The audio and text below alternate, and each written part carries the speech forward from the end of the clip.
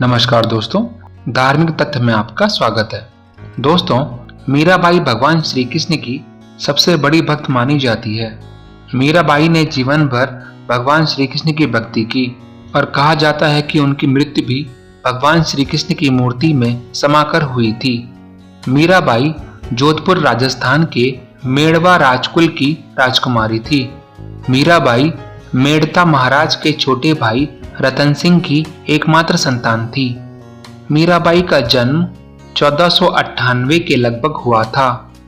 इतिहास में कुछ जगह ये मिलता है कि मीराबाई ने तुलसीदास को गुरु बनाकर राम भक्ति भी की।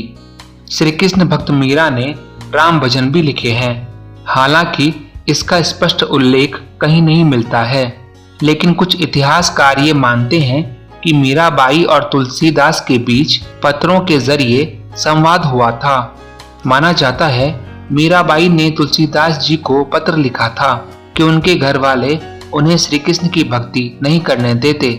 श्री कृष्ण को पाने के लिए मीराबाई ने अपने गुरु तुलसीदास से उपाय मांगा। तुलसीदास के कहने पर मीराबाई ने श्री कृष्ण के साथ साथ राम भक्ति पर भी भजन लिखे। मीराबाई का मन बचपन से ही श्री कृष्ण की भक्ति में रम गया था।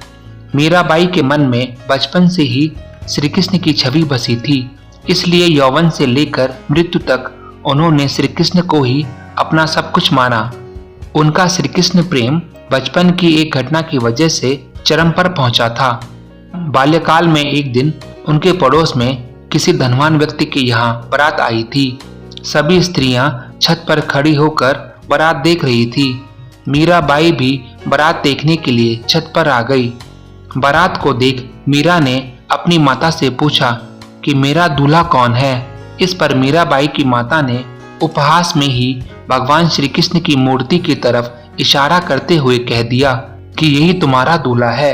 यह बात मीराबाई के मन में एक गांठ की तरह समा गई और वे श्री कृष्ण को ही अपना पति समझने लगी।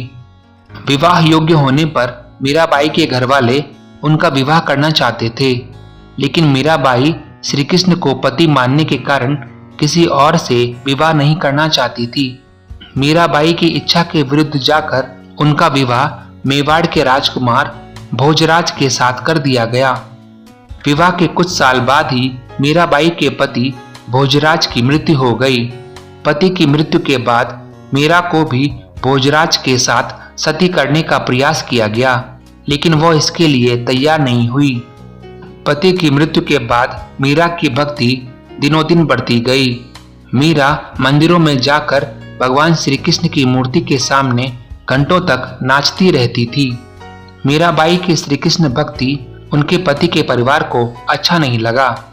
उनके परिजनों ने मीरा को कई बार विष देकर मारने की भी कोशिश की, लेकिन श्री कृष्ण की कृपा से मीराबाई को कुछ नहीं हुआ।